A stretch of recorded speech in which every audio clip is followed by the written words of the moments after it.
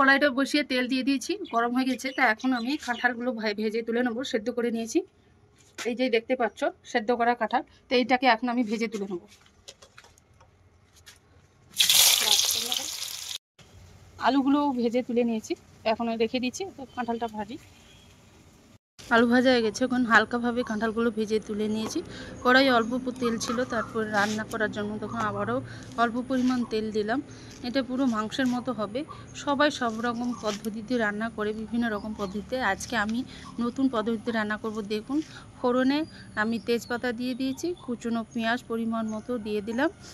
দিয়ে এটাকে ভালোভাবে নাড়াচাড়া করে একটু ভাজা ভাজা করে নিতে হবে।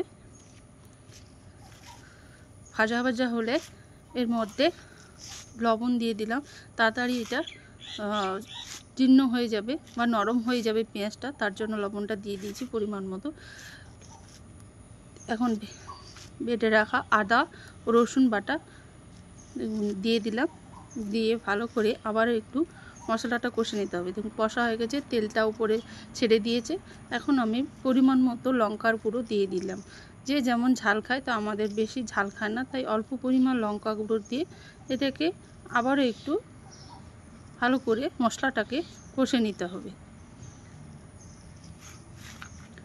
ভালো করে না কষলে পরে মশলাটা কাঁচা কাঁচা গন্ধ ছাড়বে, সবজি ভালো লাগবে না।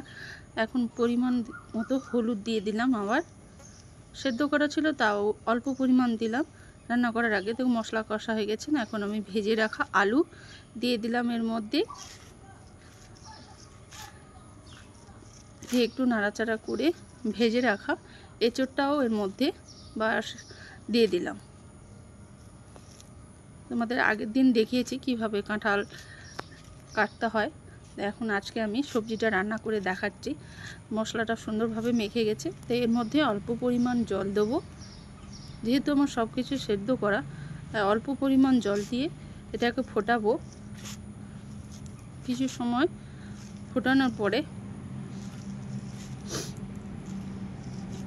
এই ভেজে রাখা চিংড়ি মাছটা এর মধ্যে দিয়ে দিচ্ছি। চিংড়ি মাছটা দেওয়ার পরে দেখুন ওইটা তো জল গরম হয়ে গেছে বা ফুটে গেছে। এখন আমি এর মধ্যে পোস্ত বাটা দিয়ে দিলাম। পোস্ত বাটা দিয়ে এটাকে আবারও ভালো করে নাড়াচাড়া করে নিতে হবে। কিছু সময় এটাকে ফুটিয়ে নিতে হবে।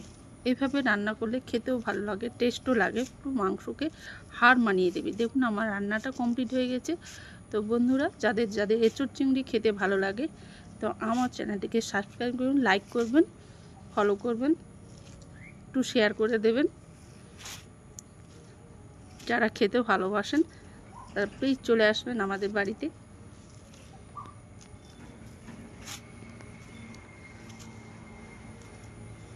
গরম মশলা